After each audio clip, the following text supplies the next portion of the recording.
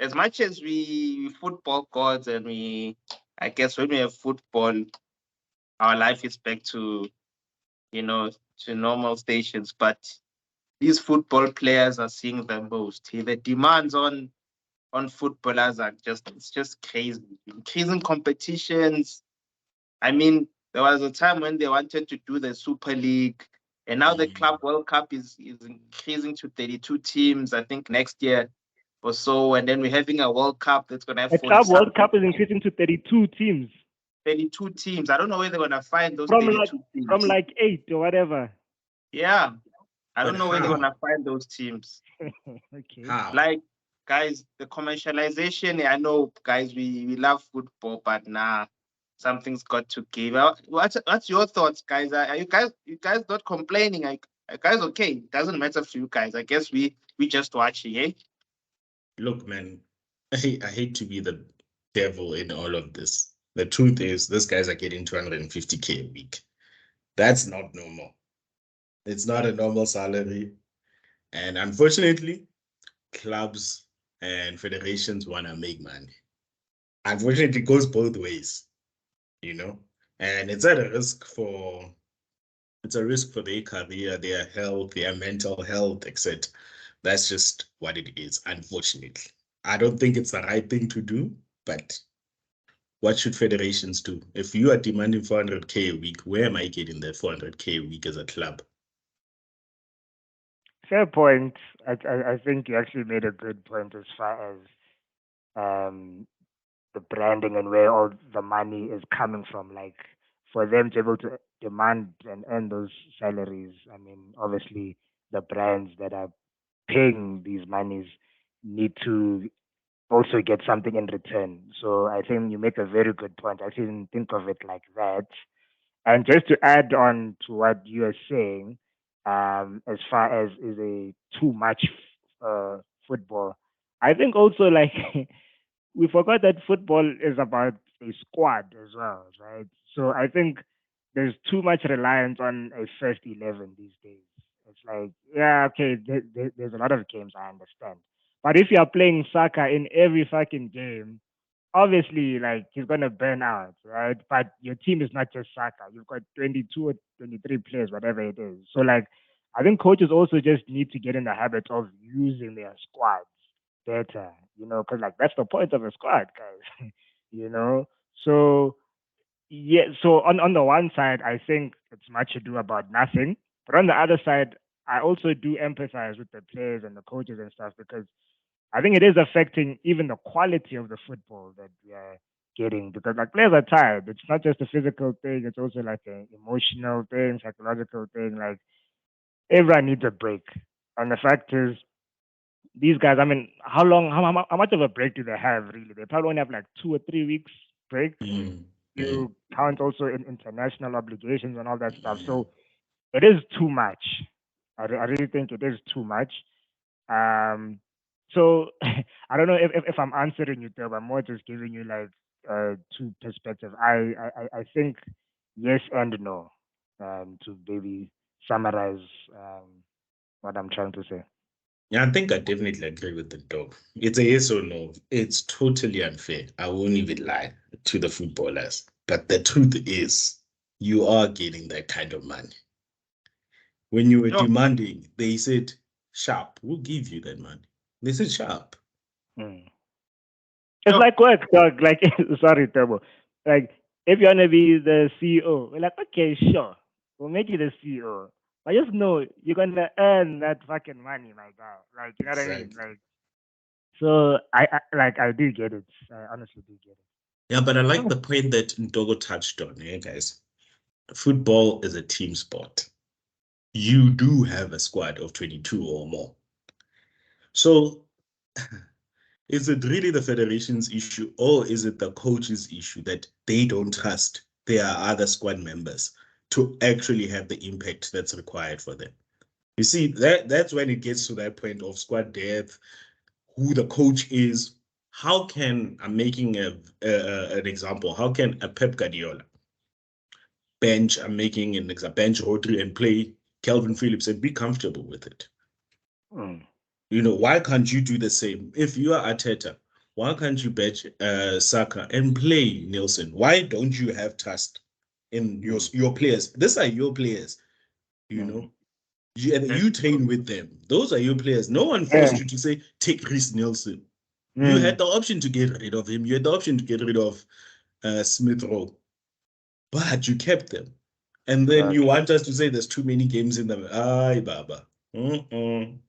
Yeah, it's actually it's yeah when you add that perspective of that it's a squad game, it's a squad competition. They are essentially giving the clubs the opportunity to utilize their full squads, right? To the extent that you keep players happy because now you have a lot of competitions now. You can prioritize a strong 11 for maybe your league and a Champions League, and then if you have like your Super Leagues and all of these Champions League, Club World Cup, you can use your squad players. I think a perfect example is right on our doorstep, Sundowns. They are able to use their squad. We have a squad for. You should see Sundowns when they play in the CAF Champions League and the team that plays in PSN. It's not the same. And we always complain that, Sundowns are just buying players like crazy and killing careers. But, like to your point, Dogo, if you use the lens of a squad game, then it makes sense because the players that are getting burnt out are the ones that are playing all the time, like the star players, the ones that are always in the starting 11. Those are the guys that you hear complaints about, right? The guys that are like seeing bench, they're the ones that are probably not gonna complain, right? They'll be like, hey, I have a Club World Cup that I'll play in, I have a Super League that I'll play in. But I think what makes it tricky for me is the international calendar. That's the one, because that one has more travel, right? Because they travel across continents, especially when the South American players, they always come back in the wee hours and then they're expected to play in the EPL or whatever European leagues. That's the only angle where I think maybe they need to look at it. International, you have your Europa Nations League and all of that. That's where I think But you maybe see, they need it to look comes at it. back. That's a good point, Deborah, but it comes back to what I'm saying. At the end of the day, it's the coach's decision. The coach should be aware that, you know what, my South American guy has traveled a couple of hours. I can't field him. He needs to trust in his squad. But that already tells us that most managers in the EPL do not trust in the rest of the squad.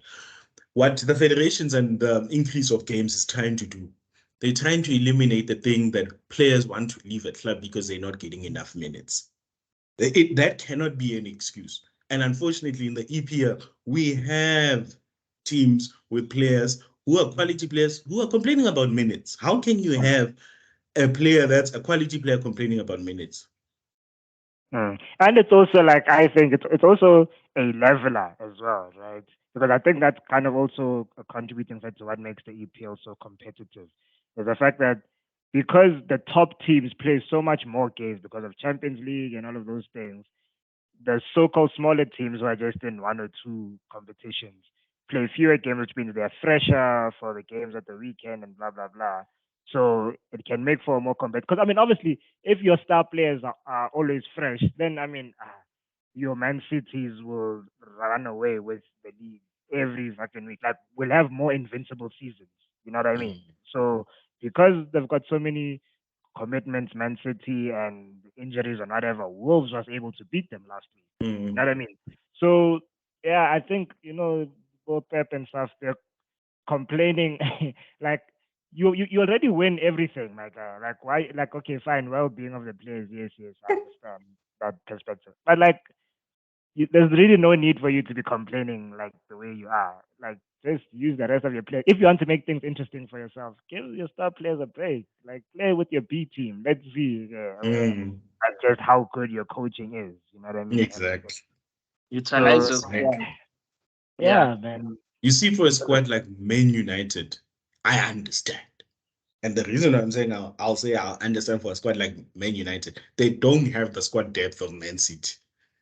So I'll understand when you're saying, yo, those are too many games, but also comes down to the management of the club. Why don't you have 22 players plus? Mm. Yeah. You see, Nah, it it's also not comes back to not that. an It always excuse. circles back to that.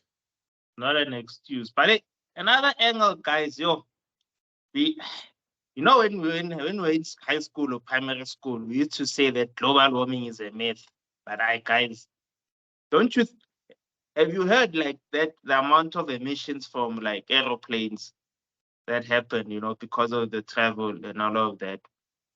What do you think about like even football as a contributor to this? Because there's a lot of travel in football, even within Europe, or I guess in the European lands. We can't here in Africa, maybe to a less extent, right? But I'm just thinking we always suffer for their sins anyway. Mm. But that angle as well, there's definitely even that perspective. Coming into 2030, you see that the climate is a bit like this year we've seen flames literally. Think about Mm. 2030 now when we're jumping 6 continents, fans having to travel to 6 continents, clubs to 6 continents. Like, what is to be? Okay, so you see that 2030 thing. I was actually having a conversation with someone. I said this can either be a great thing or a horrible. It could go both ways. Yeah, but so I'll start with why it can be a great thing. So if they manage to host the World Cup across Portugal, Spain, and Morocco, right? If I'm not mistaken. And Which are Uruguay. yeah, Uruguay well, Uruguay and Argentina it's just one and game that's Paraguay. gonna yeah, there's one game that's gonna be played in those countries. So I don't consider them hosts. The real host is Portugal, Spain, and Morocco. Geographically, when you look at it, Portugal and Spain are close to each other like Right this. next door. They're Mm. right next door. Morocco is right here. Yeah, it's not So that it's far. not Yeah. much of a stretch, to be honest. It's literally saying the World Cup will be hosted in South Africa, Lesotho, and Swaziland. They that close. Yeah, actually facts. Yeah. So Facts, it's not yeah. much of a stretch, but what it's doing is changing the perspective. It's branding, but I respect it. And if it works, this is what's going to happen. So they change the perspective of consumers, which are football fans, that, man, we don't have to be saturated in one place. This actually gives us an opportunity to learn about different cultures in different countries at the same period of time, right? Mm. So it's a whole experience. And let me tell you, if it works, the English Premier League is going to ride on that wave because they want to remain being the biggest club, I mean, the biggest league in the world, right? The next thing that's going to happen, EPL matches will be held in South Africa. They'll be held in South America, and that increases your brand. But also in the same breath, it's an opportunity for dying leagues such as the Serie A. If I'm the Serie A and I'm watching this World Cup, I'm like, let me see if it works. And if it works, I will ride it. I'll have AC Milan and Inter Milan playing in Spain. Mm. And that changes the football landscape totally. Because now you Yeah. are giving access to everyone. Mm. Yeah, I guess, you know, with a cynical view of FIFA, it's hard to look at these things in noble sense that they're trying to, they expand the game. But like they just decided 2024 is going to Asia, and who's getting the World Cup there, right? Saudi Arabia. They just gave Qatar the World Cup. I know there's always that debate for me, or maybe is FIFA being painted this way because of Western agendas or what? But in what you are saying, they are opening it up, right? Because basically it's like Africa's next World Cup as well, because Morocco is there for lack of diversity Mm. and all of that. And look at what's happening: USA, Mexico, and Canada Canada. hosting the next one. Yeah, look, So, I think two things can be true at once, right? So it can be that yes, FIFA probably isn't playing according to the rule books and taking bribes, whatever, whatever. But also at the same time, they are fulfilling their objective or their mission to basically give football to like everyone in the world, right? Like we're going to spread the game to everyone. We're going to take it to every continent, give everyone a chance to experience this thing. So I think, like, not to go too deep into the political elements of it, I do think there's something as a necessary evil, to say, okay, yes, procedurally or whatever, probably not doing it the right way, but what impact is it having on the game and just on overall culture, on humanity, if you want to go that broad about it, it is, in my view anyway, like a good thing. Like the fact that South Africa allegedly paid a bribe, do you think I care? I really, I really don't, if I'm being totally honest with you guys. But what it did for us, what it did just, like 2010, I still rate, it, okay, I know I'm going here and then everywhere. But like, I really wish like 2010 came like now when a person has money Yes. like I still think we Yes. didn't quite enjoy it. So, who didn't who were broke boys back then. But it's like, yeah, man, everyone must have their chance, guys. Like, Mm. yeah, like the Western media will always have that agenda because they want to gatekeep and want to, obviously hold all the keys and stuff like that. But But yeah, you I know think. what's Mhm. funny about the Western media? They are getting the World Cup. It's gonna be in the US and Canada and Mexico. And you're still complaining. Ah, guys, Yeah, can do what do you want? wait your turn. Just wait your Dude. turn. Yeah, no, like they'll always try to maintain their order, right? They have to, they have to plant and control the narrative and try and sort of like shift. But hey, they can't stop it, eh? Like Mm. it's gonna happen. It's gonna happen anyway. But But I'm yeah, I just saying, think. guys, I'm Mm, just saying, sort of table. Think about it. If you are La Liga Serie A, guys, this is an opportunity to Mm, overleap thingy, EPL. mm, and like, EPL is not thinking this way, I can assure you, because British people are very, I don't want to use the word online, but we know how they are. mm, They love being gatekeepers. mm, yeah, If it's not being played in their stadium, it won't happen. mm. yeah. Actually, La Liga was thinking of hosting some matches in like Morocco, Saudi Arabia. I don't know who I think the Spanish FA president, that guy was dumb, man. Like he He's blocked an it. idiot. Mm, Because I think Serie A, they do their super cup, they do it abroad. They do it in like Morocco, like Qatar. They the ones that do like, abroad. But to your point, guys, I think as much as we agree EPL is like up there, but guys, watch Serie A. Like the quality of football there is getting better. Hey, I think they're just missing a trick from a marketing point of view. But in the past few seasons, because of Juventus going down, we're starting to see like more more competitive. competitiveness. Yeah, more competitiveness, and it's great to see like the likes of AC Milan coming back, Mm. Inter Milan, Napoli of late.